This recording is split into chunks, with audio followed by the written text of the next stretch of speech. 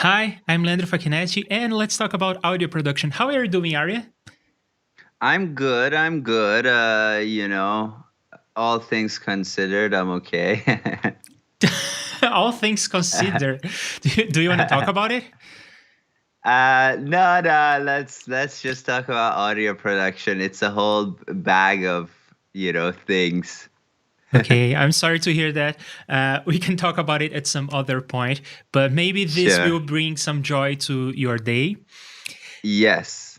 I did some homework, and we have more things to talk about, of course, right? Cool. Because it was a week off last Wednesday, so of course I have more things to show. So I have a plan. I worked a bit on the song that we are working on together. The stream is about to start. So I worked on that song for Mm-hmm. a little while. I have more things to show there. But before I go into that, I want to actually show two other things that I worked on. Mm-hmm. This one you already know because I published it to YouTube and you already gave Mm-hmm. me some feedback actually on that. You commented on the video, so you know what this is about. But I wanted to show Yeah. this and I wanted to show what I did and I wanted to get some quick feedback from you and anyone else who is on the chat and want to provide feedback what I could have done better. It's a simple song. Sure. I just wanted to do something because I was iterating on this stream song for so long. I wanted to get something out the door. I wanted to actually publish something. So we're just going to work Mm-hmm. on a copy. I'm not going to change the project. It's already over. I just want to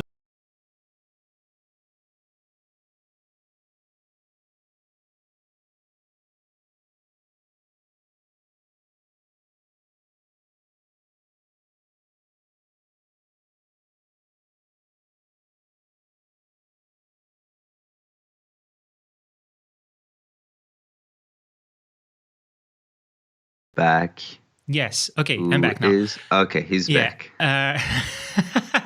I opened the file by double clicking, so it decided to open with the Reaper instance that processes the audio for the stream. Wrong Mm. Reaper instance. It should go in here. So let me just open the project on this Reaper instance, and then I will be back. Yeah. And you This were not heard happens all the either. time. Yeah, you were not heard either. Oh. Yeah, because it's the same Reaper instance that is firing the audio everywhere. So the first, the first thing about this project that you need to know is that I'm using this plugin called Vinyl. It's Uh-huh. remember, I think I said this on the stream before. I went to this store and I bought all all the free plugins I could get my hands on. And this is kind of funny because in some Cool. cases it's literally kind of buying a free plugin. You have to go through the purchase process. Kind of Yeah. funny. But in any case, I got my hands on all the free VSTs I could find. First, because I wanted to know what the market was like, and also because it can be inspiring. So, for instance, this one is one that I think is inspiring, and Yeah, I I love really that. like going to. So, you use it as well? Yeah, vinyl, yeah, lots. Yeah, one thing that I often do when I'm working is, again, I guess many people do that because it's a very popular channel. So you can see that it's even here on my home screen. So this is a very popular stream, and it's a very specific kind of song. It's a fixed format. All the songs you hear there about the same. Do you know this stream? Yeah, yeah. Do you like it? I used to like when I was an English teacher, I would always have this kind of really quietly in the background, especially in the morning. It just kind of also like wakes people up a little bit. Yeah, super useful. Yeah, so I like this, and it's a very formulaic kind of composition and relatively simple. So I decided to just give it a go, and this is what I came up with. But it's using this vinyl plugin. So right now, you don't hear anything from this Reaper instance because I don't have an output for you all to hear. So how about I just delete the output that is going straight to me and go to computer sounds. And then you hear this as well, right? You hear some Yeah, I background hear a hiss. noise. And Yeah. now you even hear the crackles from vinyl, which is kind of Yeah. annoying. So let me mute this. It's kind of annoying when I was working on the project. I sometimes would have to mute vinyl because it would just keep crackling. Yeah. Any workaround for this? What I do is I have like a spot on my track where I have the either master track or just a volume for that, like as an envelope down all the way. And I put a marker there. So when I like stop the track and I'm doing stuff, I just hit that marker number. It goes to somewhere where the volume is minus infinity. Okay, so Yeah. in essence, you do what I just did. You mute. You do it in a different Yeah. way, and it's kind of fancier, but you just mute the project. So yeah. Yeah. So first, I'm gonna just show the song. Then I'm gonna talk about what I did, and then we can talk about what I could have done better. Sure.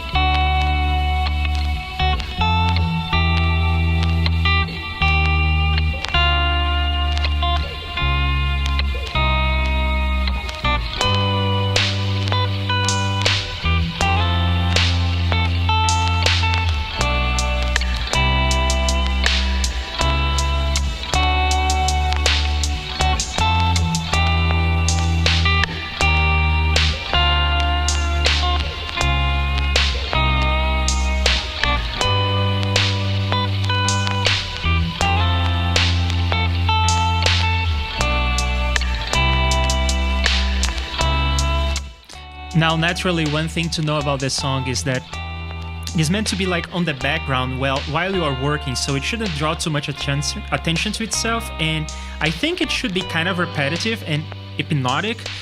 But if you just pay attention to it, then you're kind of defeating the purpose of the song, and it can be kind of annoying. So it becomes very repetitive if you're paying attention to it. But I guess it's part of the vibe that I was going for.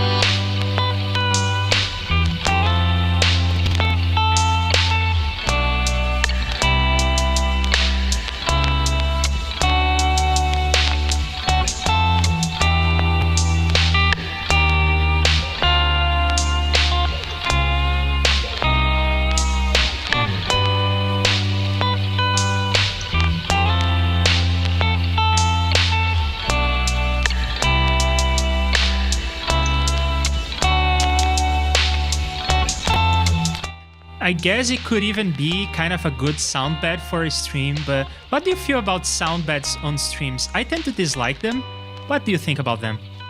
Yeah, that's a good question. Yeah, I think it's like people love it or they hate it, right?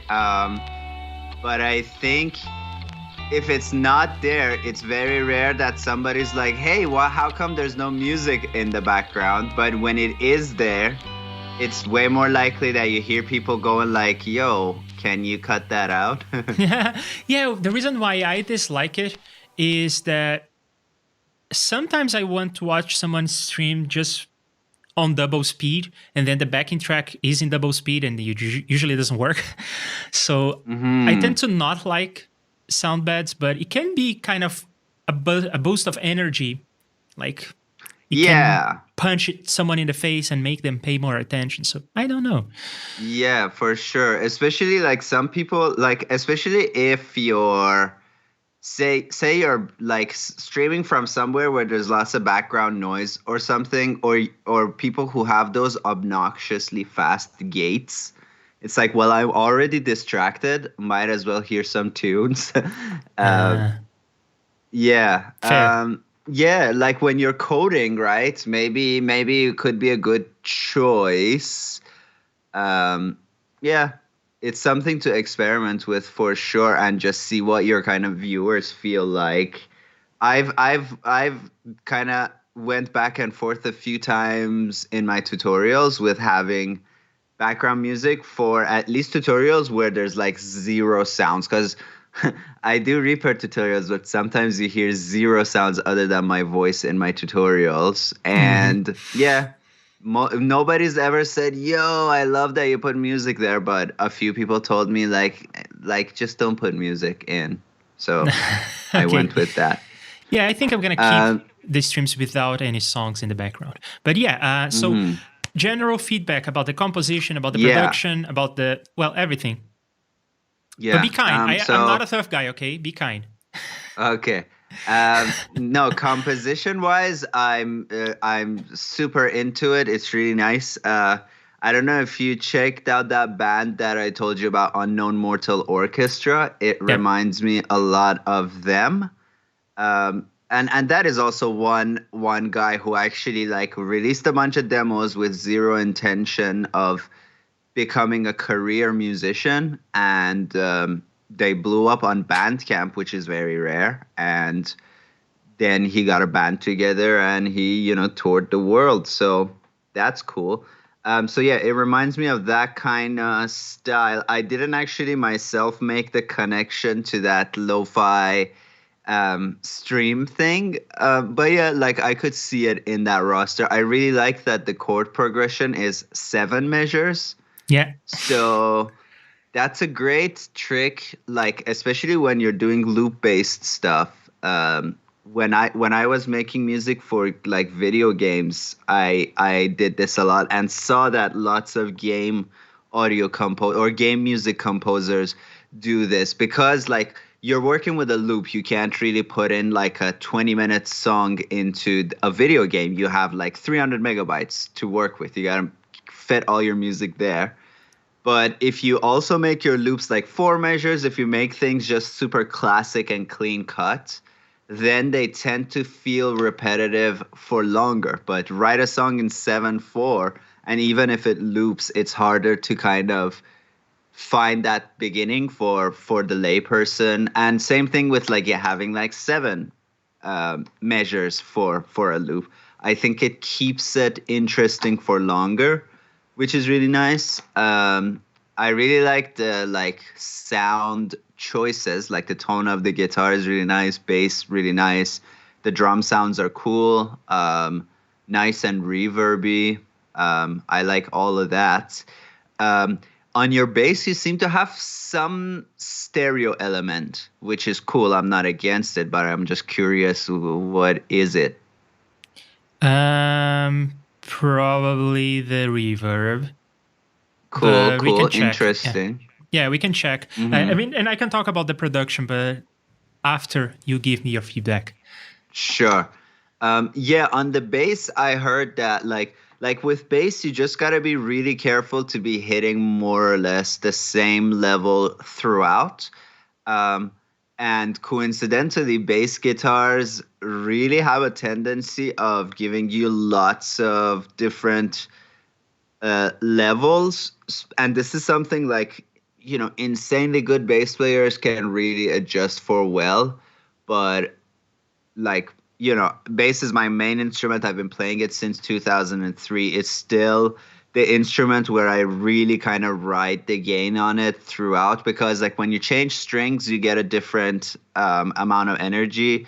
And also when you do slides and stuff, or just kind of the difference of loudness between fret 0 and fret 2 is quite significant. So I always tighten the hell out of my bass with first kind of just like riding its gain and then doing a little bit of compression. Mm. Um, your guitars, they're great. I got no problem. Drums, I got no problem. Yeah, I don't have any problem with it. The hiss on these plugins really kind of bothers me, and I have gone to like when I do use vinyl.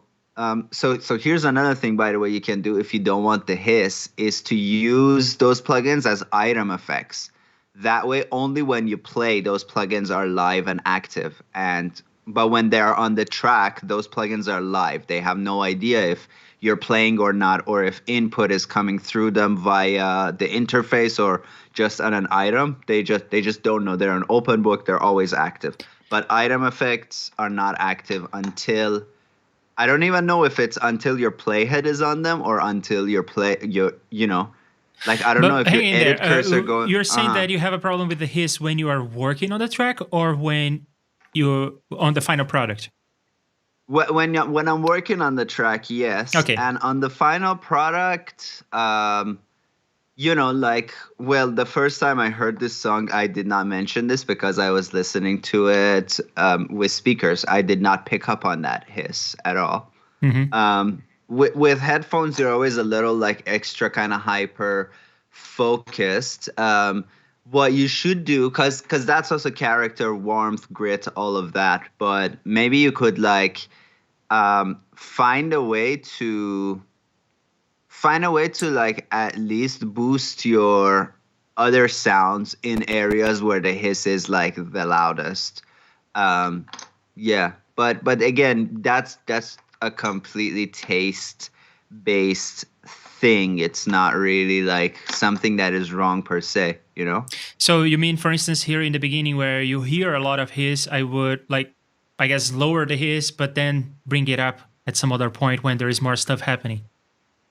Yeah, like Okay. you can play with its level and stuff as well, yeah. But also at the beginning, like the hiss is the element, right? So why bring it Yeah. down there? Yeah. Initially, when I was working on the thing, that was my reaction. My first reaction was I'm going to lower this. I'm going to automate this so it comes up later. But then I was like, no, this is exactly the point. This is like a Yeah. old tape that you found, I guess, on your basement or whatever. So, Mm-hmm. and then I decided to just go with it. Okay. Mm-hmm. So do you want to jump in and I can briefly talk about how I did this? Sure. Yeah. So, and I guess that I'm saying this because I want you to give me tips on how I can do better and also to show some of the free stuff that I'm using. I think it's Sure. fun to spotlight some free stuff. So, but most of these are just free in terms of you don't pay for them, not free in the sense that they are open source. Though some of them are, I think. Mm-hmm. We'll see. All right. So the most prominent element is definitely vinyl, and that one is not open source, but yeah, I put it on almost everything, and that was like the inspiration for the thing. I heard the result of this plugin and I was like, I wanna write in that style. And what this does effectively is a super aggressive low pass, and it can put a bit of hiss and it can put a little bit of crackle, and I'm not even using the noise. It's just the wear on the record itself, and it looks great and it is free, so why not use it? And it seems like everyone who is producing in this style is using this or this other plugin that is not free called RC20. And I also put another free one, and this one is open source. Psyche's Lo-Fi. Of course, it's in the freaking name, Lo-Fi. I gotta use it. And what it does, it's actually super cool. There is a low-pass gate, which is not the same as a low-pass filter, I learned.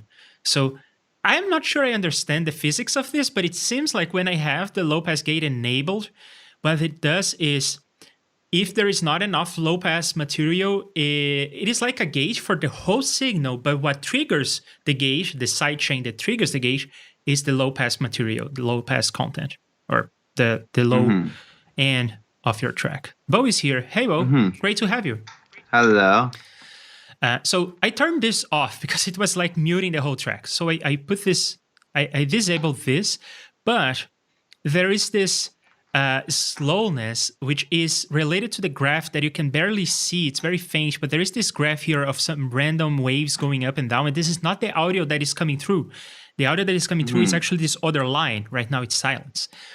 And this is going to do, it's going to slow down or Yeah, it's going to simulate a bad tape or vinyl that is going to slow down or speed up at certain points.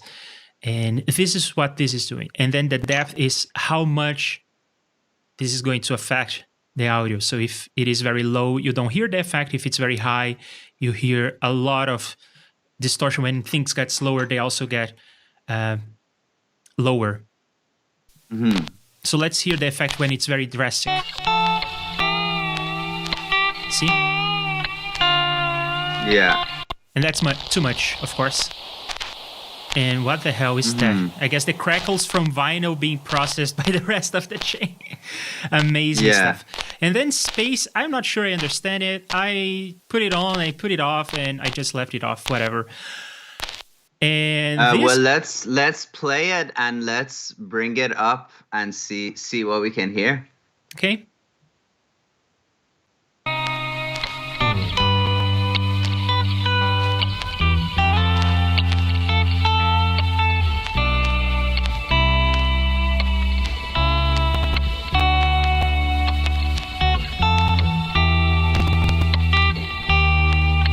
Yeah, I didn't hear anything crazy. I didn't hear anything crazy, and I'm hearing some crackles, so probably this sample rate is not good enough for streaming and everything else that I'm doing, but I'll change that later if necessary. One of the best looking like UIs out there, but it does slow stuff down. Yes, I guess the UI is responsible for that, as well as the plugin, because the plugin it needs some latency to pull off all the streaks, right? Right, yeah. By the way, with vinyl, did you try the different kind of decade algorithms? Yeah, it needs 403 samples, more than vinyl. And I tried the different decades, and the more modern you go, the less the effect is. And if you go very old, then the low pass filter is very aggressive. Mm-hmm. And that's what I wanted. In fact, you can see that I have all this lo-fi stuff on the guitars and on the drums, but not on the bass, because it's just gonna cut. What am I saying? It's not a low pass, it's a high pass. It's gonna cut all the bass off. Right. That's what it's gonna do. So yeah, if I put this on the bass, you won't hear the bass. So the bass is off of this bus with all this stuff. So that's the vibe. That's like the main meat of this composition. And Bo is asking, like a de-esser? I don't know what you're talking about. What is like a de-esser? There is also the option of space. Okay, maybe I couldn't hear anything, but maybe it's also because of vinyl. I didn't pick up anything, or I also thought maybe like it's some kind of reverb, but there's already lots of reverb on your project, so it's hard to kind of hear that reverb. You know what I mean? Yeah, fair. And Bo is also saying there is also the option of using one lo-fi instance on the bus as opposed to most channels. Well, that's more or less what I'm doing, I suppose. I'm using one lo-fi instance on everything. And I think it makes sense because I don't want it like this slow and speeding up thing is going to like change the pitch of stuff, and I want everything to be consistent. I think it would be disorienting if things are changing in pitch in different places. It could be something to try experimenting with, like automating towards the end. Like we already heard the loop like 8 times, and on 9th time it's a bit more aggressive kind of deal. Could be fun. Maybe. Yeah, I guess. Yeah, so when composing on this kind of space where I want you to pay attention but not quite, I want kind of to be, I guess this is kind of ambient music. So you want to keep it interesting at all times, but I don't want to punch the people in I don't want to punch people in the face. I want them to like focus on their work. So yeah, I modulated. And by the way, we lost your video feed. Oh, that's fun. But you can still hear me? Oh, yeah. I see. Okay. I know how to fix that. I thought that OBS was misbehaving, but no, it is just I didn't open this app. Oh, yeah, the timer thing. Yeah. Yes, the timer thing. So I have to open this app and then I have to like not use it. Thanks for letting me know. All right. So like a gated low pass thingy. Yeah, we talked about that. Okay, so so that was the meat. That was like the vibe. And this all started on the guitar. I just picked up the guitar and I was putting up a chain of effects to make it sound cool. And then I was like, this is inspiring. So I recorded the initial loop, the guitar loop here with the little melody, I suppose. And so let's talk about the guitar chain. So first of all, I have a tuner, and because I have all these VSTs, I could use Retune, but I used MTuner instead.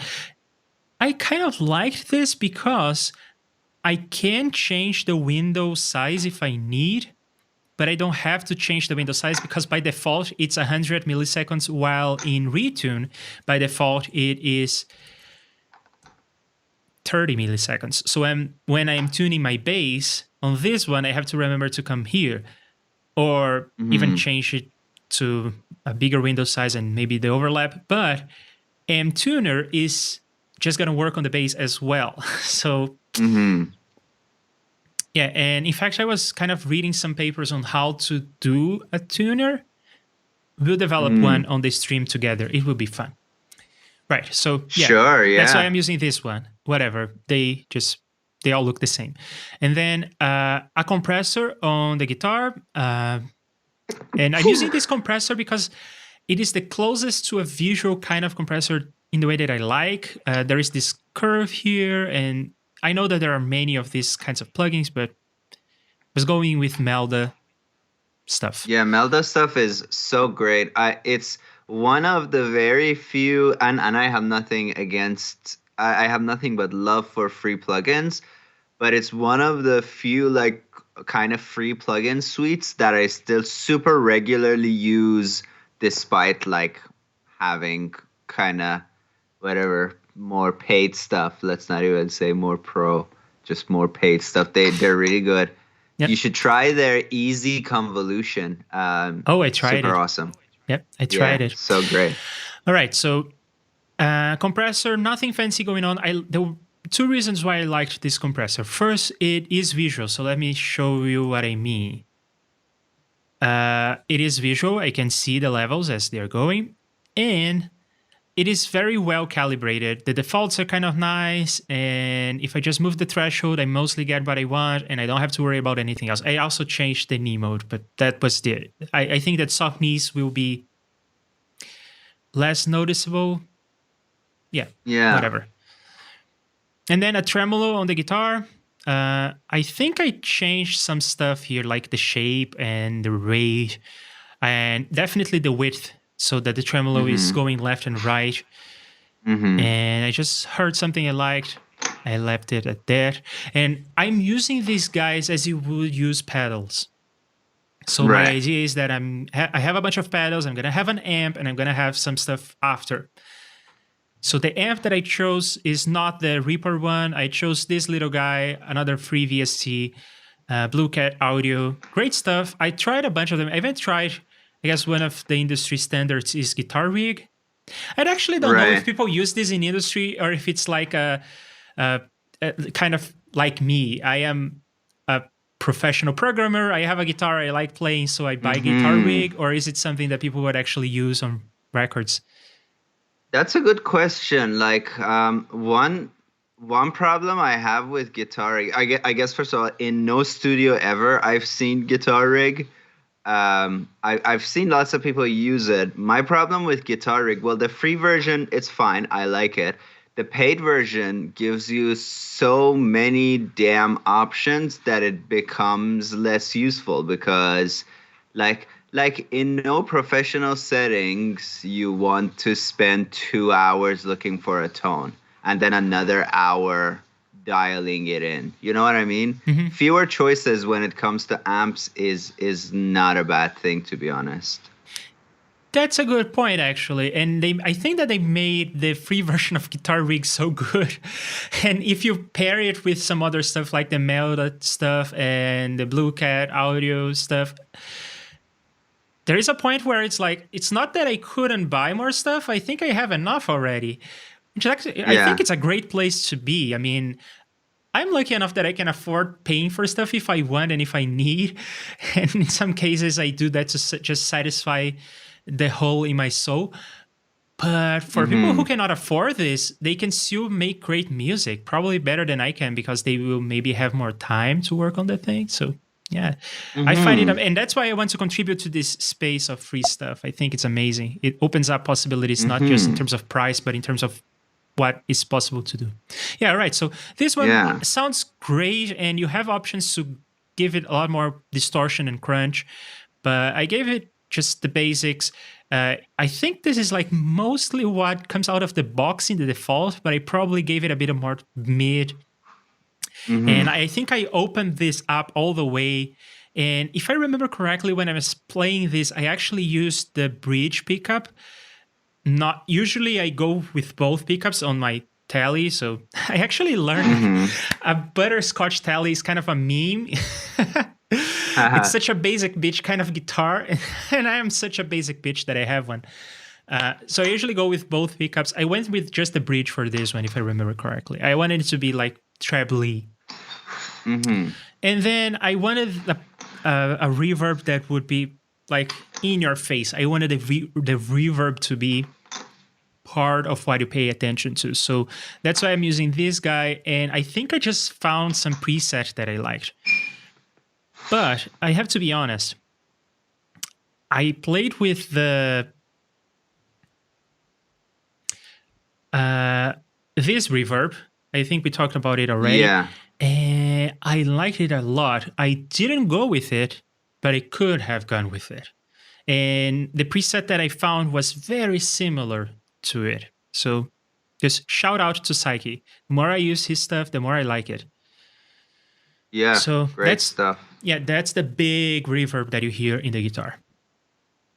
Right. Yeah. And I wrote the main loop, the main melody that you hear on the guitar. Then I wrote some chords. And then I also have this thing here. This thing is the beginning. And Mm-hmm. it sounds like this.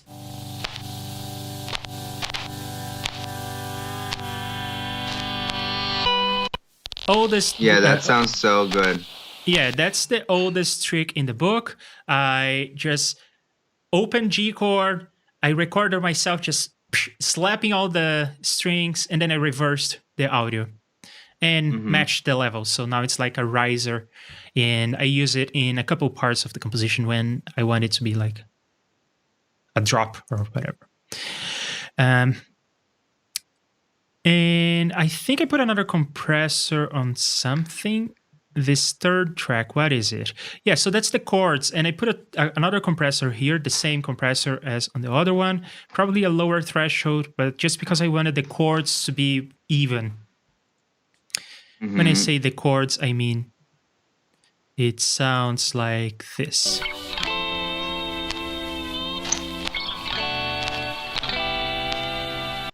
Yeah, whatever. You got it. Then okay, so far with the vinyl stuff and Nostalgizer, we talked about it already, and the things I could have done, like automating more of the effect at the end to keep things interesting and modulate. But about the guitar tone, what do you have to say? I like it. It's great. And like if you're looking for tweaks overall, I'd say one thing that like can help is doing more parallel stuff and then messing with those parallel processings in like kind of in crazy ways that if you did that to the original, it would not sound good, but it just kind of gives it like grit and texture. So like one thing I like to do is like do a so you have like a tremolo that you're doing in parallel. So you can have, for example, a second kind of parallel tremolo, or it could be vibrato or whatever. But the second one, you turn it down and you like distort it a lot. Stuff like that, right? Like if you put too much distortion on the track, then you got a metal tone. But really like crazy distortion, but that is really low in the mix, it's its own bed, right? Like it will do kind of a similar thing to what that hiss from vinyl is doing, but it is more like custom hiss that is yours and yours only. You know That what I is mean? nice, actually. That's a good point. And in fact, related to this, we talked about something way back about dithering, and you said that you don't dither first because no one cares, but second because you already have this kind of noise, so it is kind of dithering. And I was thinking about this, and I don't think that's right. I think that the dithering noise needs to be calibrated so that it's near the threshold of where you're no longer able to represent something because you ran out of the bit depth. So I think it needs to be a noise at that level for it to be Yeah, like effective. at minus, like I think if it's say 16-bit, if I remember right, it should be minus 114, if I remember right. Or maybe Yeah. that's in 24-bit. Yeah. Like it's not something that is audible. I mean, I have louder noise than that, but I do have quieter noise below that. I can show you on a project that I just archived. I have like two layers of noise, and the bottom one is, yeah, it's really near the bottom, like Ah, I see. almost barely kind of registering on the meter, but just registering on the meter. Oh, so in that case, I guess you calibrated the thing, but you have to do that. You have to be at the threshold of the bit depth representation for that to be effective. I think. I don't know. Don't quote me on this. Mm-hmm. I am not your lawyer. All right. So that is the guitar, and then the drums. I wanted to do something like 808 kind of thing, and Mm, I found this plugin, which is another free lovely. plugin. And do you know this one? Yeah, it's super, like it's so advanced. A lot of the stuff that you are showing here, like Psyche stuff, Melda stuff, and this one, I'm like, they could easily be like, this is what people don't understand. They think people make plugins free because they're like not worth paying for. But it's like all this stuff, if they were not free, people would pay for them. And I Yeah. don't even know why they're, I don't understand why they're free. Like, just great. Thank you for making them free, because it's not like this is missing any features. This will do all the stuff you need. Yeah. I can tell you why I do my stuff for free. I work on open source on my day job. You can use my day job for free. I work on open source on my streams. And I guess my motivation for doing that is I think it is the right thing to do to enable people to do what they want to do. So coming up with creative Yeah. tools and everything. And then the question, of course, is how can you afford doing that? And in my case, the answer is uh, I am paid to do that, but it is because I think it really works the way that the society should work as a whole. And I am fortunate enough that I'm in a position to be able to do that, but I think it should work for everyone like that. It is more like patronage, not specifically patron, but I just have someone who wants to do this open source project and they support me. So I guess Mm-hmm. in essence, it is like patronage. And then I am capable of building all these things and distributing it for free for everyone. And I think that's how things Mm-hmm. should work. I am a fan of Yeah. a bigger stage than there would be in the US. That's why I live in Europe now.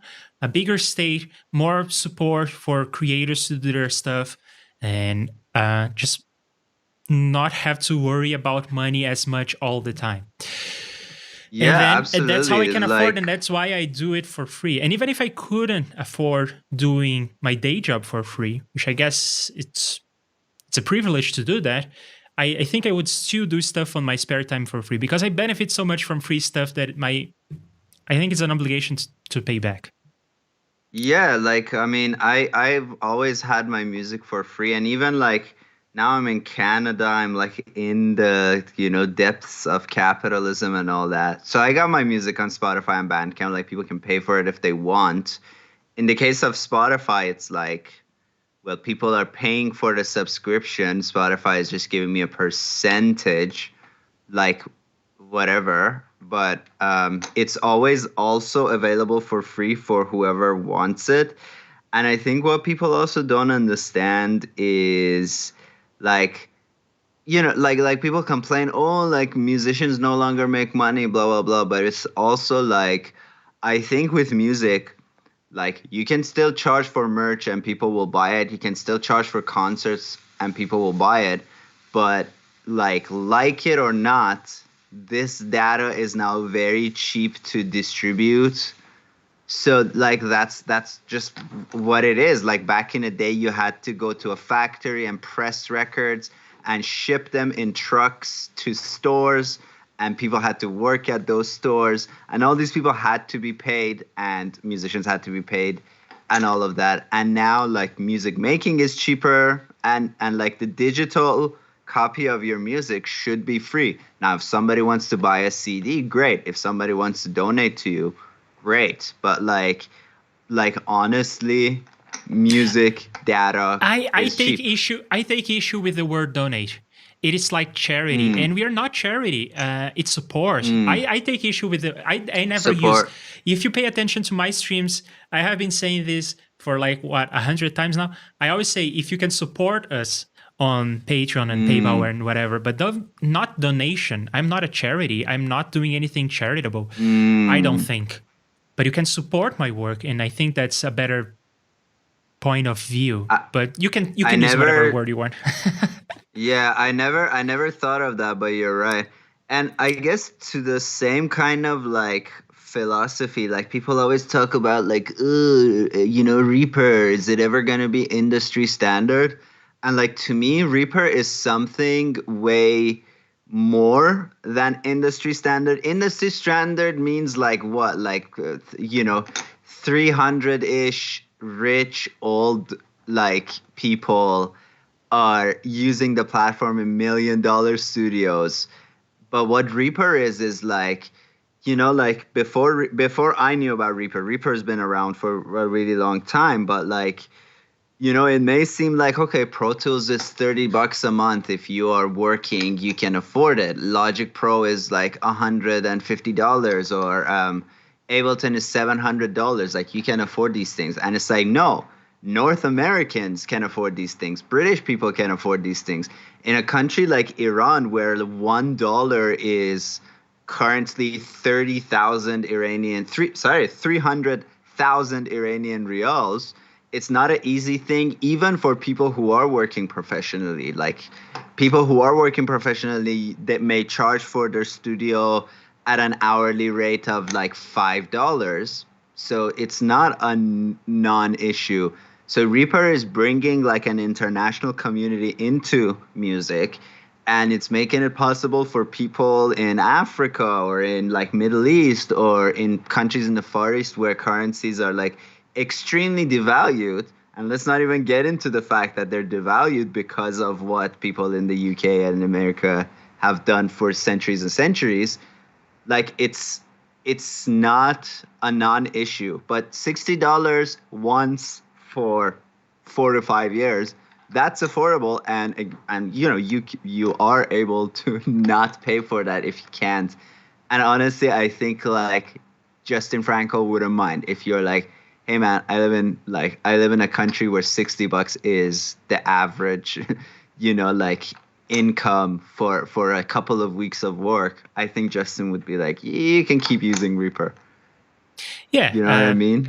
Just wait 5 seconds and say that you're still evaluating. Yeah. So, Right. all right. That's our take on politics. It seems like we are all on the same page. And yeah, having stuff that is free has also another great benefit, which is super important for me. Being writing open source, and everything that I do is open and free for education as well, which I think is essential.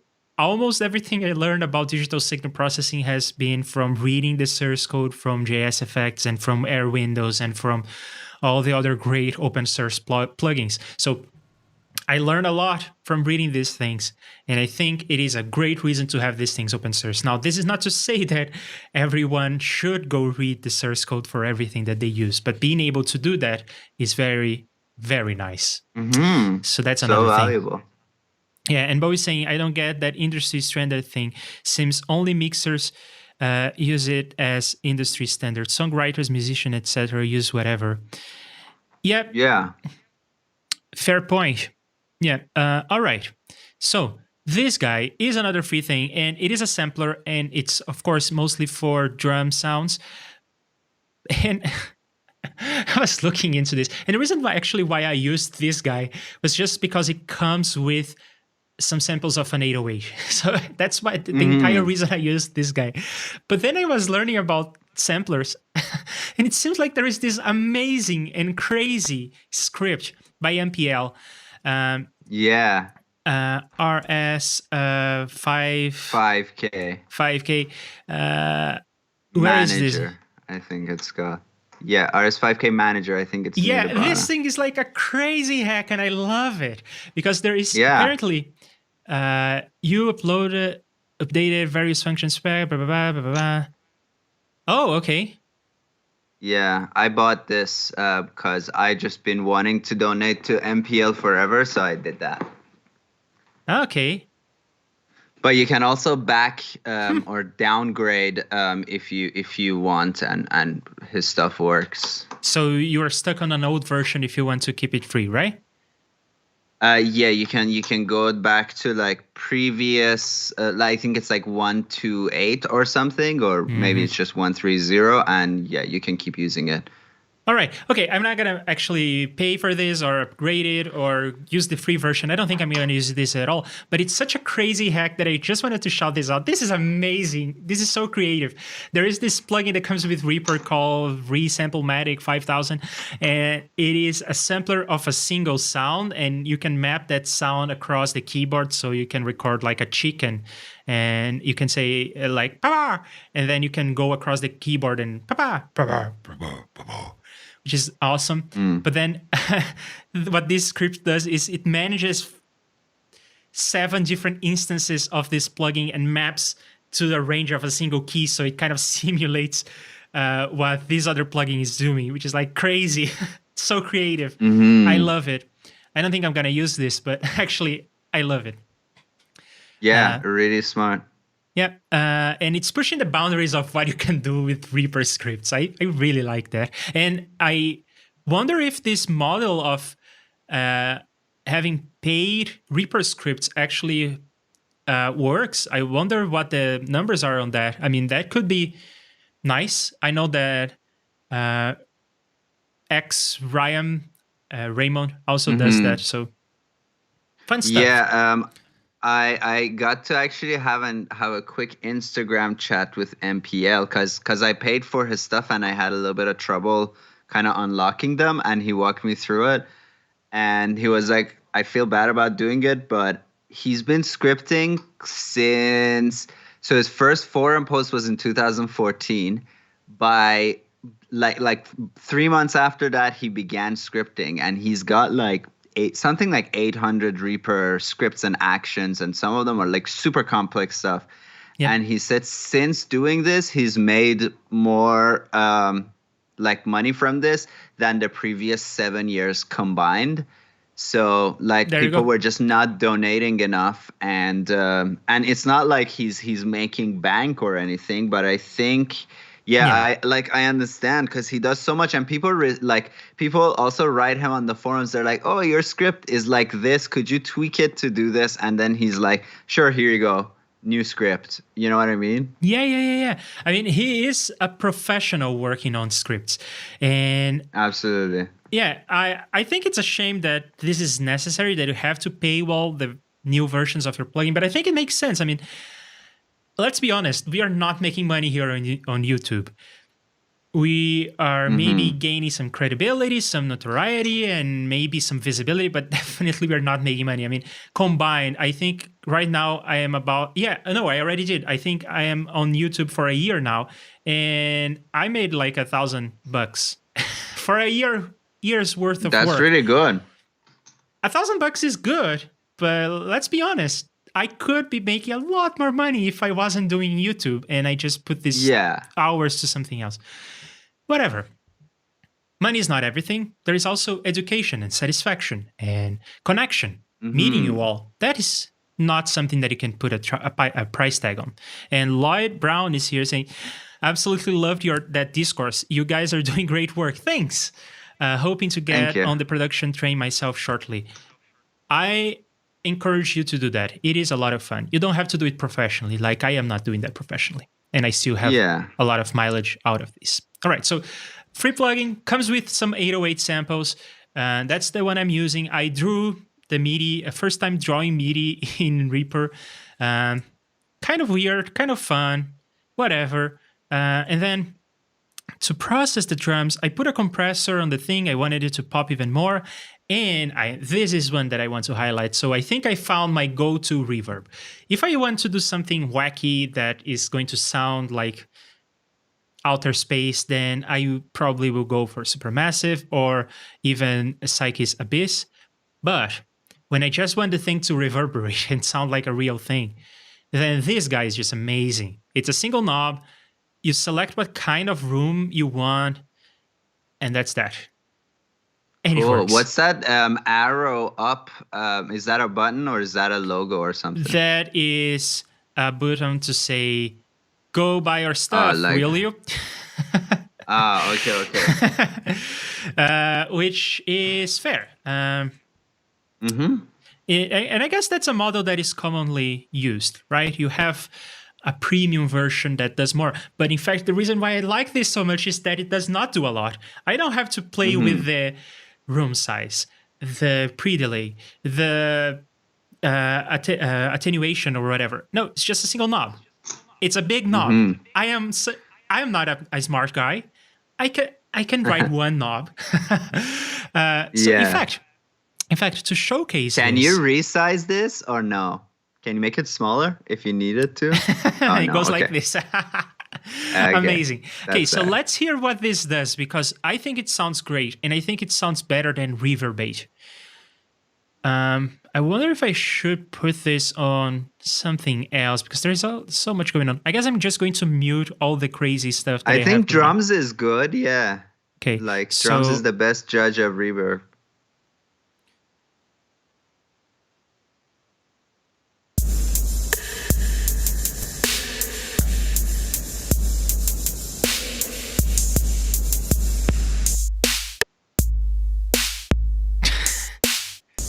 Cool. Yeah, there is a lot of difference, but let's play around with some of the other settings that are not as extreme. This is a lush hall. This is, I guess, you getting into the fantastic world.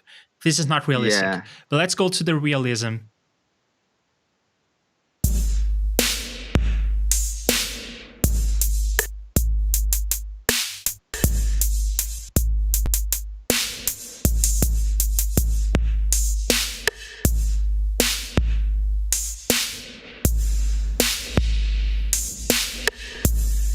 Nice. And now let's compare this to Reverbate, because I think we can all agree that we don't like the sound of Reverbate. So let's compare. No.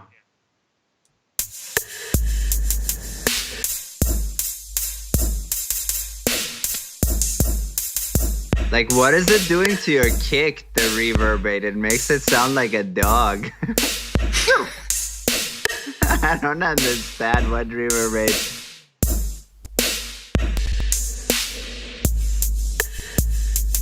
So there you have it. When I am in the need of, I just want to put this in my room. This is too dry. I want to moisten this up. I'm going to go to Acon, Digital Reverberate. It is so simple to use. It sounds good. That's all I need. Bo says try Springbox. We did try it, but it's definitely not all purpose. That's the thing with, like, I would say like Abyss or Springbox or lots of these reverbs. They're not like an all-purpose reverb you can just slap on. So yeah, this is a good reverb in that, like, oh, I need a quick reverb, click.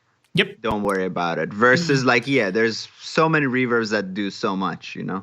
Yeah, I would say I did not like the room sound of this, but I liked all other three. The room I thought sounds a little weird to me. Yeah. I tried the room in other stuff like the guitar, and it worked great. I don't think I liked it here on the drums either.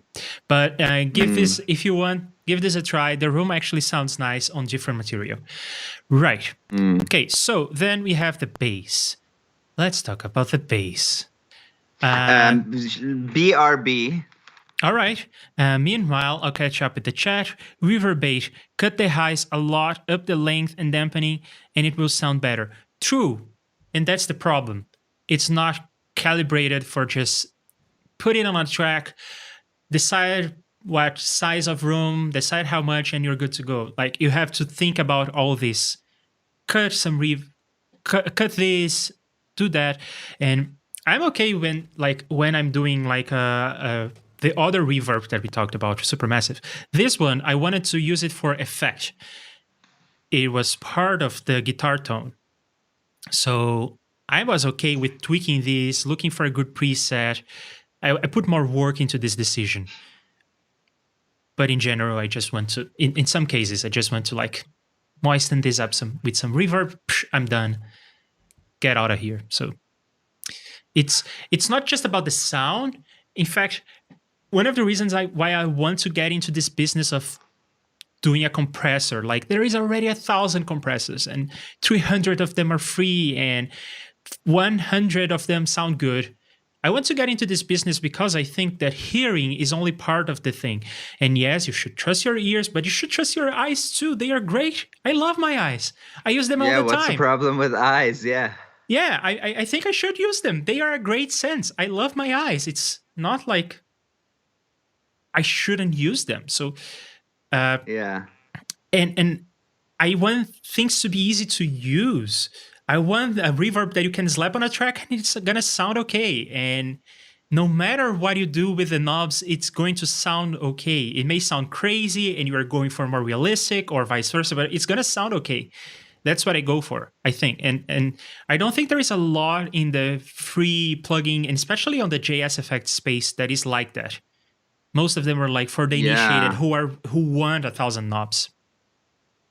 Yeah, reverbs are so hard to get right, I would say as well.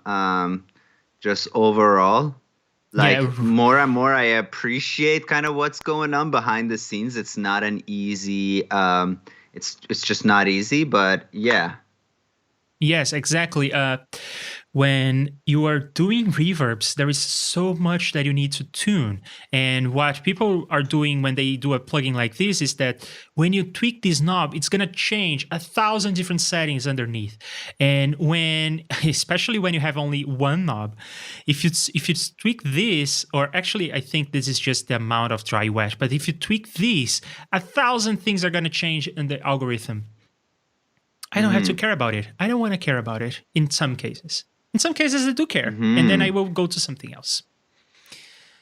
Yeah. Reverb is one of those things where like more control can hurt you because, yeah, like it's just like, yeah, you don't need to be like, ooh, can I choose? There's a plugin in Logic Pro called Delay Designer where you can really control the pan, pitch, vibrato, phase of every single early reflection, timing, and it's like, and you can design whatever you want, but why? Yeah. So the presets are great, but why? Yeah. There is this. I think it's a Reaper blog post saying that Recomp is not a compressor; it's a compressor engine, because you can do what other compressors would do just by tweaking the RMS size. And I think that the knee also makes a good effect on what compression sounds like. And this is great when you're super advanced, but I am not. I want 1 or 2 knobs. I'm not in the business of doing that. So that's the thing. When I'm making music, I don't want to have that headspace. When I'm mixing, I don't want to have that headspace. When I'm developing plugins, this is great because I can use this as a test bed for learning and tweaking, and then I can find parameters that sound good, and I'm going to embed them in my plugin and hide them behind friendlier user interface.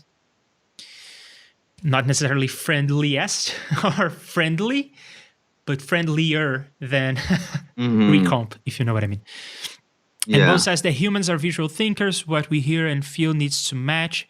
If not, there's going to be cognitive dissonance. Yes, I love my eyes, and I want to have more plugins that look great. And when I say look great, I don't necessarily mean colors and uh, effects. I just mean like being able to see what's going on. So, all right, Yeah, bass. me and Bo actually talked a long time ago, and I have lots of plans that I haven't. I have lots of like tentative videos that I haven't done. One was like, yeah, like a video called "Mix with Your Eyes," because there's so much you can do with your eyes, and there's so much stuff that you can't actually do with your ears. Um, yeah, eyes are great. Yep. It's like I'm not saying mute your master output and mix a song. I Oh, mean, that that could could be be a fun interesting. live stream. It could be Yeah. interesting. I think that could be a challenge, and it could be one of those clicky baity things that you put up on YouTube, right? Not that Oh you my are God, I'm put up on doing it. YouTube, that people do that, and you could try to like mix just with the spectrum analyzer, and you would use Yeah. compressors that show you the signal reduction, and I think you could come Oh, up I'm with doing something. that. You could come up with something that sounds okay. I think you can get 80% of the way without your ears. If you are Yeah. experienced like you are experienced, not like I am. I couldn't Let's get try. 10% there. Uh, it's like drawing with your eyes closed. Yes, more or less. But not quite, because when you're drawing, what kind of feedback do you have except for your eyes? When we are doing this, you have feedback that is visual, so you have another Hmm. sense to rely on. Okay, bass There sound. is a blind painter, by the way, just end of tangent. There Fair. is one person who's blind and paints incredibly. Yeah, I'm sure there is not just one person. All right, so Right. compressor on the bass, because as you said, the bass is uneven even when I put the compressor on it. So, but the ratio is very gentle, so maybe there's that. All right, maybe I should even have more compression on the bass, or maybe do some leveling, which amounts to a very slow compression. So, all right, compressor, same as before. Free amp. This is a cool company. I really like them. I think they're Hmm. Swedish. I think they are. So there you go, It's a Bo. very Swedish design, like minimal. Here are three knobs. They look gorgeous. A slight shade. It looks so like just so pretty. It's Yeah. lovely. Clavgren, do you know this company? Yeah.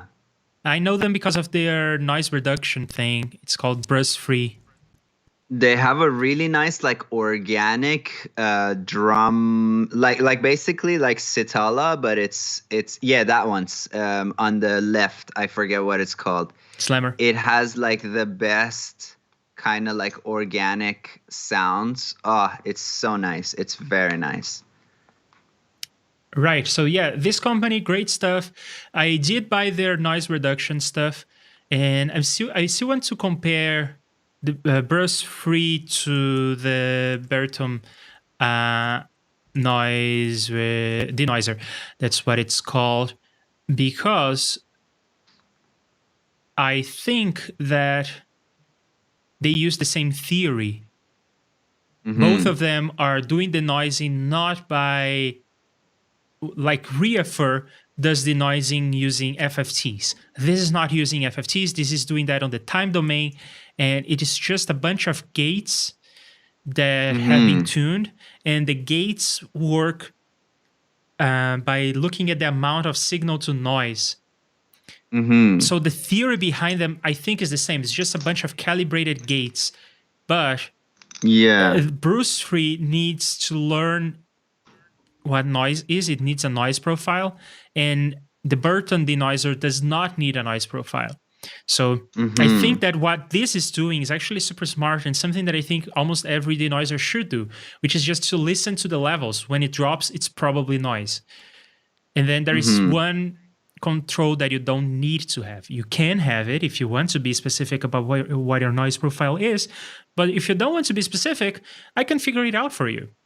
And I think that what this Mm-hmm. plugin is doing, the Burton denoiser, I think Yeah. that's what this is doing. This is like the early there's a machine called a Cedar, Cedar. That was like one of those like revolutionary machines where I think it's like 16 grand and many studios had to buy 3 when it came out, kind of deal. And that's what they do as well. And just the denoising that they do is insanely transparent. I think Is I this showed you um sorry, your picture has frozen. what the hell? On YouTube or Cedar on Skype? I think on both it's going jittery. No, Cedar like Cedar. Ah, okay. It's getting jittery. Yeah. On Like Skype your or I on think it's on YouTube? both.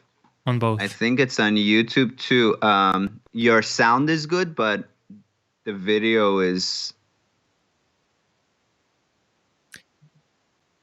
Um, let's see. What can I do about it? Encoding overload, so that's never a good idea. no. I wonder if everything would just be better if I go into my. Can I increase the block size on one Reaper instance and not another? Yes, that's what I do in my streams. Okay, so how about we go 1024 on the Reaper instance that is not processing our real-time audio. That may help. And is the encoding overload gone? I still see you jittery, and on my YouTube, it's actually now giving me that circle of whiteness, if you know what I mean. I think I know. So here's what I'm gonna do. I am going to.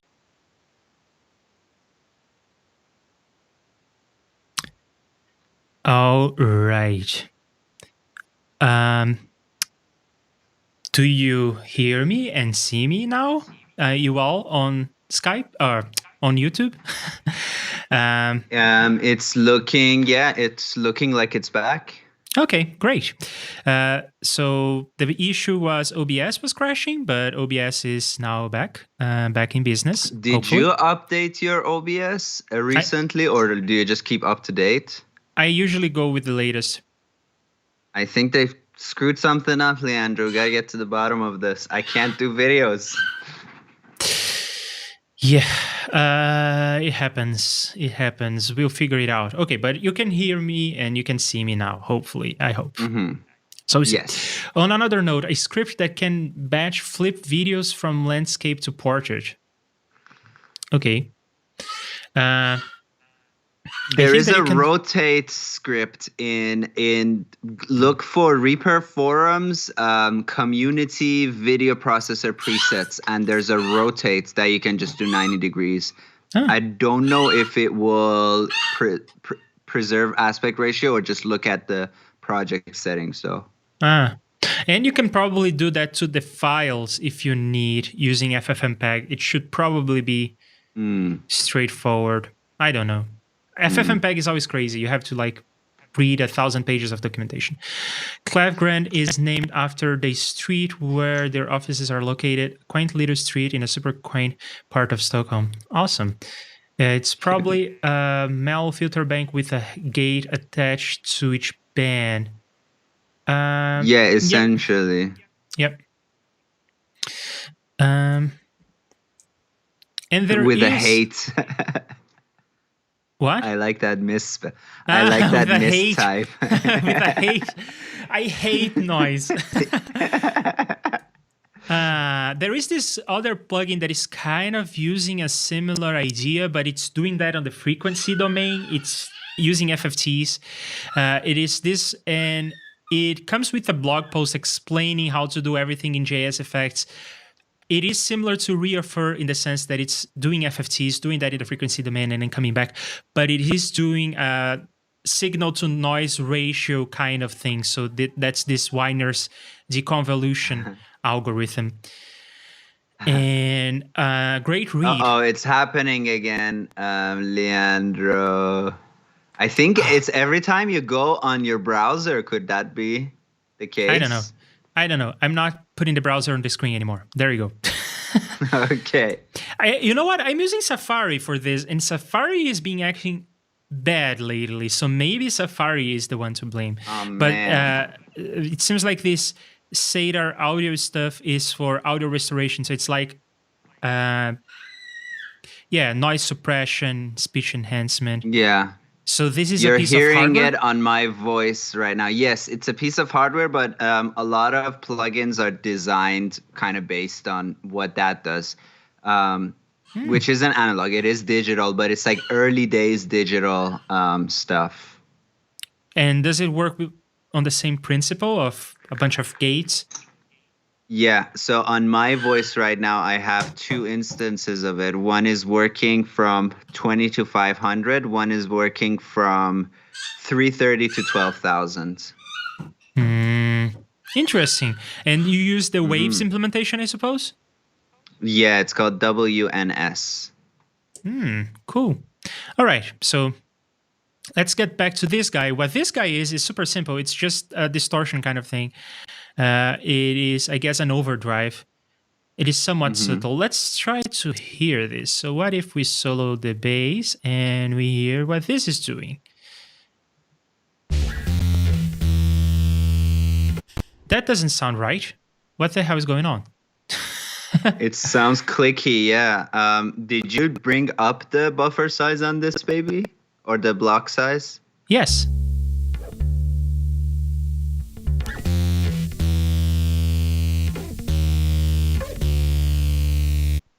That is not what I was hearing before. The sound is right, by the way. Like the sound is seamless, but the audio is still very laggy on the stream. The audio is laggy now? The audio is perfect. The video is still very choppy. On YouTube. Yeah. But not in OBS, I don't think. So I think that maybe the issue is my internet. And that I can do nothing about. Could be. Oh, that's so bad. Yeah. What if I turn off my camera? Nobody needs to see my face. Let's reduce some of the workload. Okay. We can do that. And I guess I can just move you out of the way and I can move myself to the corner. People still need to see me, right? I don't go over a network, so that's fine. Yeah. Okay, so hopefully that will make things better. Maybe there is also some encoding overload on OBS, and that I also don't think I can do anything about. Yeah, so it's sounding like a bit crusher kind of thing. It is doing way more than I was remembering, so I don't know. Well, I didn't want to judge without hearing, but I almost never have the mix to 100% on something that drives.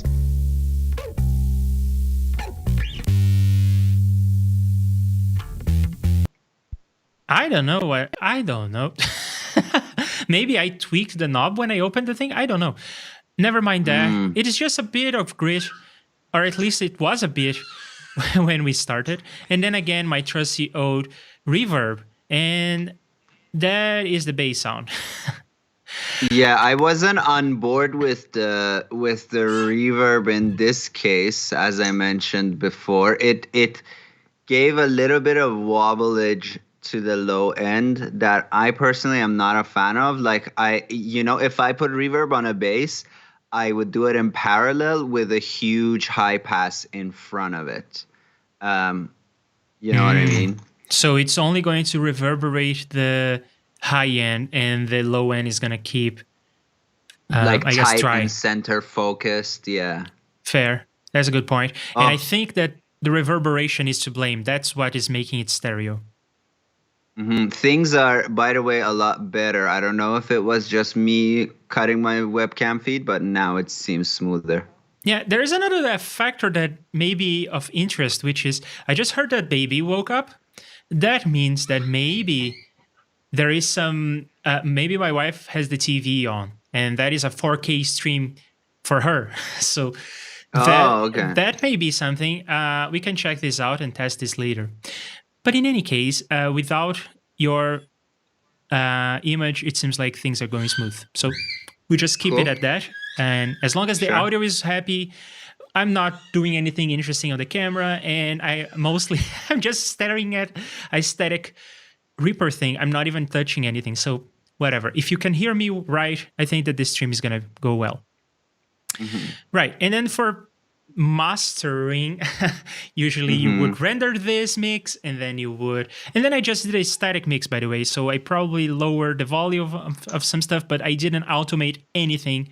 I don't know how to work with automation.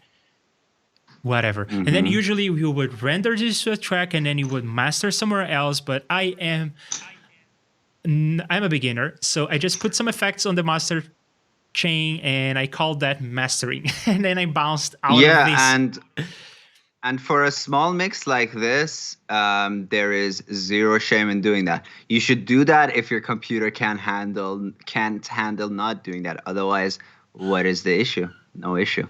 Yeah, and another thing I did is I put a video item here on top, and I exported this as a video directly to YouTube. So I don't even have an MP3 or a WAV file for this.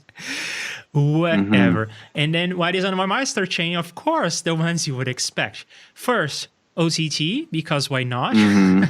It is just, I think, a very well-calibrated multi-band compressor, right? That's what this is. Yeah, and especially whatever you're doing that's like lo-fi realm, because it's not very transparent or like faithful to the original signal. But in this case, that is not a negative, right? Yeah.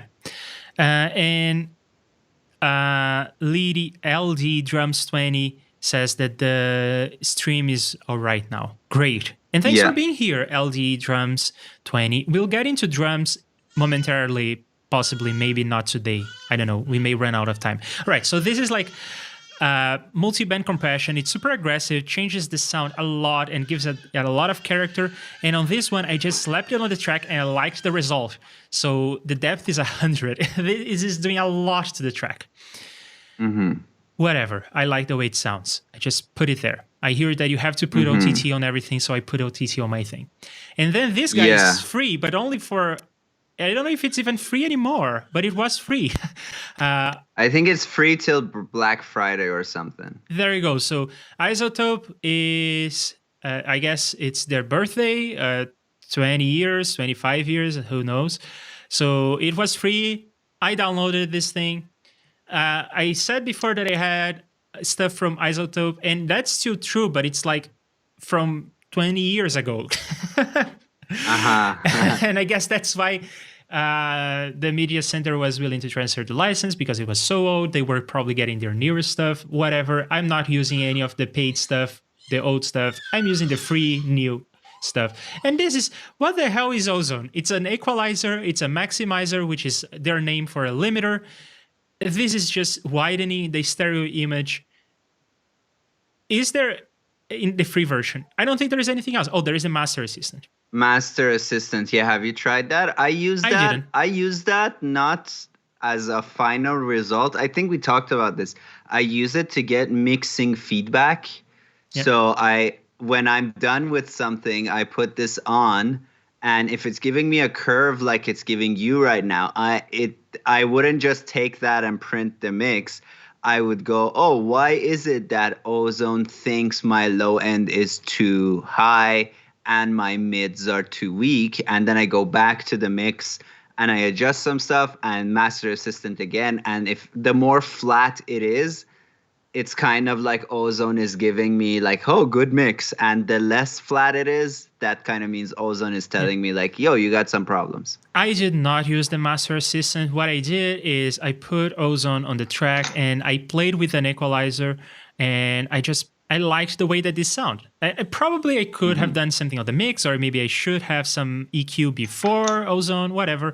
I was playing with it. Oh, I like this. Oh, I like that. I went with it. And in fact, I was kind of playing with Ozone because I'm now into the habit of putting everything between the Burton EQ analyzer. We're gonna hear some clicks right now, but we no longer hear the Yeah. clicks. And then I was putting everything through this guy, and I was playing around with like, is this really analog as it claims to be? And how do I make this? How do I make You this open to. work? Well, I guess I'm just gonna put a curve here, and you can see that it's not cramping on this view. Right. And when I go to the EQ analyzer, if I can It's get there, cramping. it's not. It's not. It is true. Ah, cool. So this EQ is not Good cramping. And I was job. like, yep, all right, good job, Isotope. And I guess they have the latency to do it because it's a mastering plugin, so you don't care about latency. So they just did the right thing, which is to oversample. It got freezy again. Ugh, very annoying. Oh, man. Yeah, there is nothing else I know that I can do. Maybe just closing Ozone will help. Whatever. What I did was just playing with the equalizer. I played with the stereoizer and I liked it. And then I put ceiling of -1. I used this learn threshold to get to -14 LUFS. And then I bounced it. Cool. Do you want to just as a fun exercise try the master assistant? Like just bypass this and put another instance and use the master assistant on that? Well, I play with a lot of things here on this one. So I think I'm going to close this and get another copy. But yeah, exactly. I want to do that. And I closed Ozone because I think that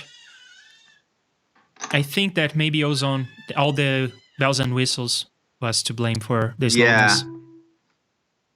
Yeah, it's all the big pretty UI is poison. That's why also a lot of people don't like Guitar Rig. It's like the UI looks better than real life. It's like no wonder it slows your computer down.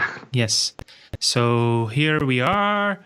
I am going to leave everything on, including vinyl. Let's go to Ozone Elements. Oh, but we don't need to hear that, do we? Okay, we don't hear it anymore.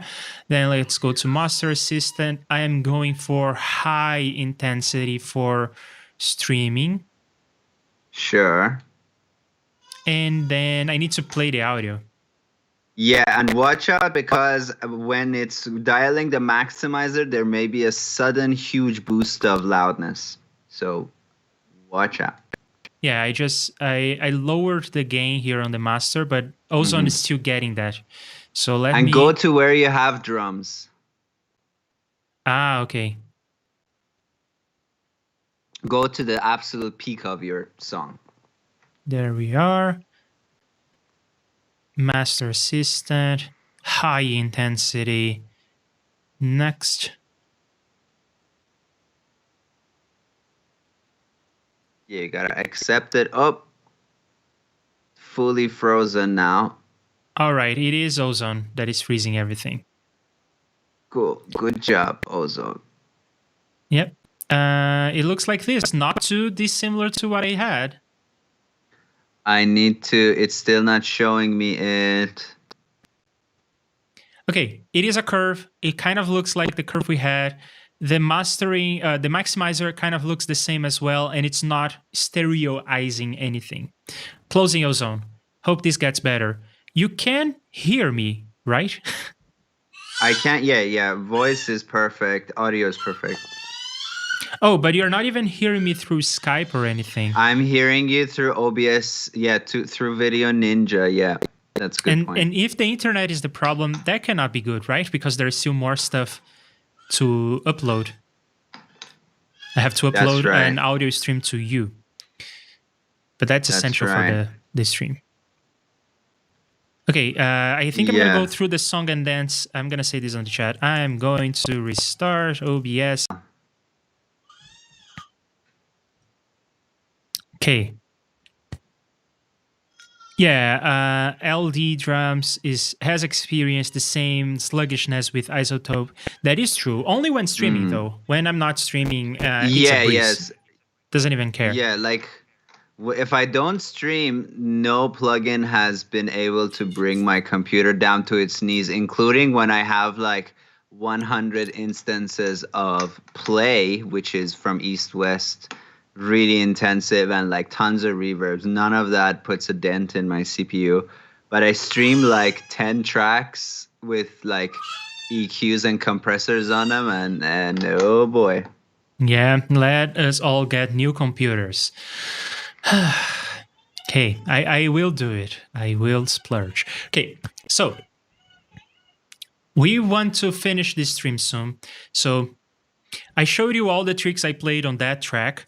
That track is done. And do you have so the EQ curve on Isotope Ozone 9 elements? The EQ curve that the Master Assistant gave me was similar to the EQ curve that I derived by ear. I Good on briefly me. saw it. Yeah, I Yep. briefly saw it. I noticed a cut in like the 1K, 2K region. Um, that's a range in guitar to always watch out for because it's a bit like shrill. Mhm. Um, yeah. Yeah, so just to finish this, I'm going to do the following. So, do you have more comments on the mastering and whatever else on that track? No, I think you did it like quick and dirty. I would do maybe one additional thing you can do. There's another free set of plugins you may like, which is the Noiselab LE mastering bundle. And it's a set of 5 free plugins that comes with a tutorial series as well. Really useful for like learning quick and dirty mastering. Noiselab is spelled with a Z though. Like Noiz, no E lab. Okay, I'll check it out. It's not And this one either. oh It's man, like I'll write it for you here. Noise, no L, and then lab. Or sorry, noise, no E. So just Noiz. Real. Yes. Free Noiselab LE mastering bundle. That's the one that you're looking at. not this one either. Okay, so that is very obscure. It was the second link. Yeah, you see where it says, is it gone? KVR audio. Yeah, that's what it is. Oh no, that's also a professional. Are they gone? Are they out from the world? They're really cool. They have the reason I mentioned them is that they have a monomizer that's free, and it can take your low end and just mono that. And that really helps just with kind of balance and correlation and stuff. Because I did hear some stereo-ness in your bass. But you can also tackle that like at the track level. It's one of those things that may not necessarily sound different, but then you do the mono mix down and it starts to sound a lot different. And if you want to be in the, I guess, lo-fi hip hop sphere, like people will be hearing it on their phone and that.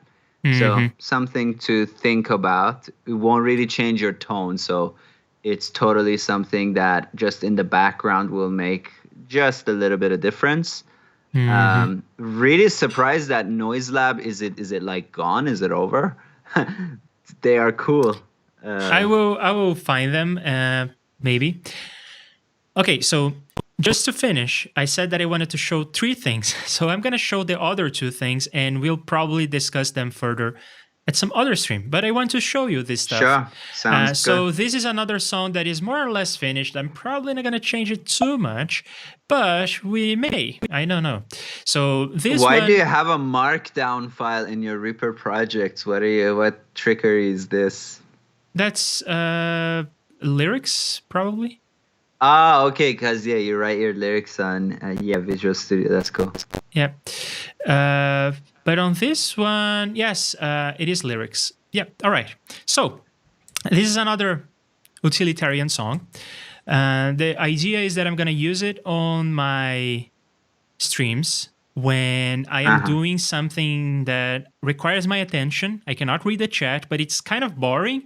So, like when I'm renaming a bunch of variables, that's typically something that I have to do. So there you go. That's the song. Let's hear it.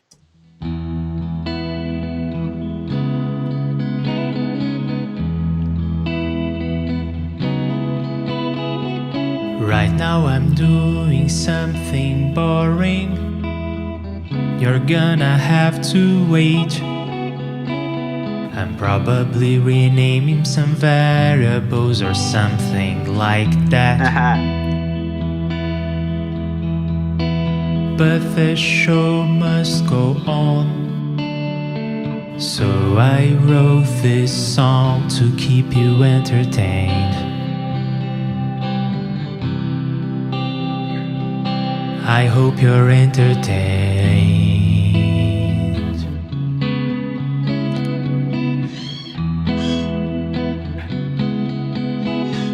Thanks for standing by.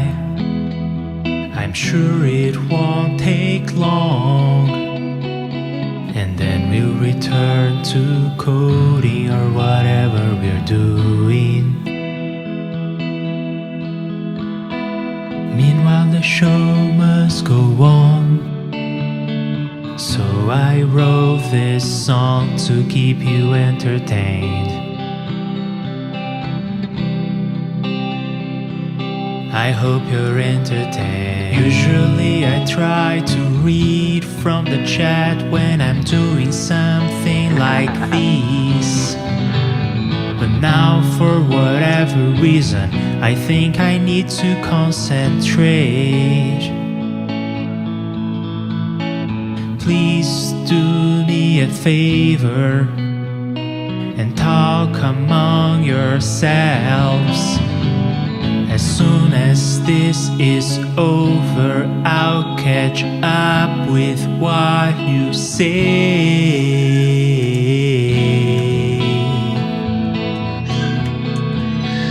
Meanwhile, the show must go on, so I wrote this song to keep you entertained. Meanwhile, the show must go on, so I wrote this song to keep you entertained. I hope you're entertained.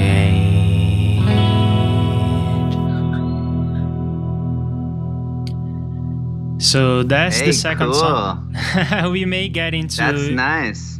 Thank you. We can get into it, like the composition, the effects, the tone, whatever. And I am doing some of the same stuff. Some things are different. The vocals are sounding really good.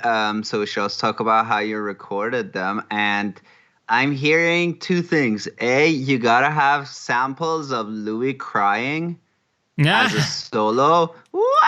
It sounds so good, like genuinely just works. And then we'll put like a Abyss reverb on it, so it sounds like Louis like in the ocean with the whales like swimming or something. And then I'm hearing like, you know, kind of Sting or Phil Collins style big 80s drums that are very slow. Boom, boom, boom, bah. Yeah, I know what you mean. Yeah, I know what you mean. In fact, I was getting into all these plugins, and some of them was samplers, and I was like, oh, I want to do something with the sampler. It's going to be the baby crying, of course. Right. Yeah. even granular synthesis with the baby crying will be a lot of fun. But that is not all. So that's a teaser for next week. But I have another teaser for next week. The teaser is, of course, our good old They Stream About Is About to Start song, of course. And I put some new stuff there. I tracked some new things. I think I am done with the composition, the tracking, all the parts. Not because I think it's the best it can be, but because I am tired of working on the same song. So on this one, we are not done with the mix. We are not done with the mastering. And I wanted to gather your feedback on the other two songs so we could do something better here and probably do something together here. But I did write some other parts for like the bass, drums, shaker, electric guitar, acoustic guitar was already there. Oh, so you went MIDI. I broke the rule. Sell out. Boo. Yes. No, I'm just kidding. No, it's good. It was so hard to get good drums out of the sounds we were getting, like the book and stuff. So I just used Stephen Slate drums.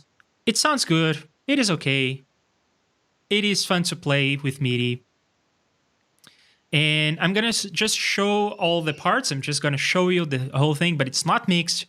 No effects, except, of course, for things like the electric guitar. I wanted to have a particular tone so that you could even play the thing. Like the part was influenced by the tone. So that's why I have some Cool. effects here. And of course the drummer. But other than that, you can see, and the tuner on the bass. But you can see no effects, no nothing. We'll mix this together on the stream.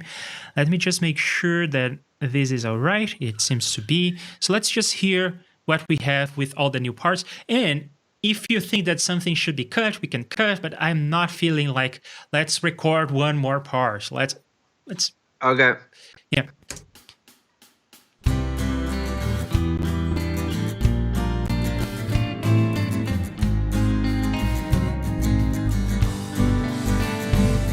The stream is about to start. We'll talk about code or whatever we'll talk about today. It's about to start, so please hang tight while I check that everything is okay. Sound, check. Camera, check. Lights, check. How's my hair? Oh, wait, I don't have any hair. Maybe put some pants on and I am good to go. So get ready wherever you are. How's the stream is about to start. Get ready wherever you are. Cause the stream is about to start. Cool. I'm laughing at my own drums. First time The drums really changed the feel from what I had, from what was in my head. Oh, for worse? No, just changes the feel. Like, no, not bad or better, just the different feel. Okay. Yeah, I think this is like the second time. I'm not going to say this is the first time. This is the second time I programmed drums. I don't play drums. I have no idea how to do this. So I was just like, and then I came up with stuff like this, which I think is absolutely cheesy and ridiculous. Yeah. I had a lot of fun doing this. And here we have something crazy too.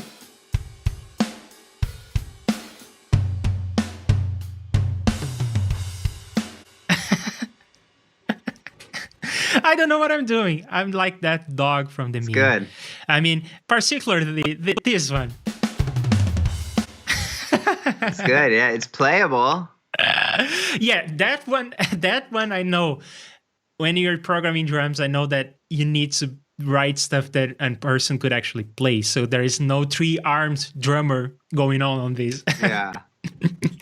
But other than that, it is ridiculous and funny, and we can cut some of these. We may change a thing or two there, but I really want to finish this freaking thing. If you want to commit to it, just commit to it and move on. So Here is your homework. Well, if one thing there was that I would say like is missing is backing vocals, but that's up to you. But crucial homework is take the drums and like export audio from the drums so that you have kick, snare. You can have toms as one group. You can have overheads with all your cymbals. Just do that and we'll get to mixing. Okay. So you don't want to mix with the MIDI. You want to essentially bounce with is when you're doing a whole track, right? So because I'm just doing the drums, how would you call this? Render to audio? Render, yeah. So two reasons for that. One is like we're already seeing that when it comes to streaming, we need to save resources. So audio less resource heavy than MIDI that triggers samples, but also mixing a whole kit as one stereo track is very challenging. So you want to have an isolated kick, snare, and then elements that we can like pan around. And SSD out of the box comes very well mixed, but since our aim is education, let's like fuck with it a little bit. And yeah, you can make multi output from that. That's what I was gonna say. But commit it as audio just because like MIDI real time triggering is process heavy and we need to save on processing. Fair. Yeah. So two things to say about this. I think that when I was writing this, I went with like this version. It's the same sound, it's the same kit, but it's different presets.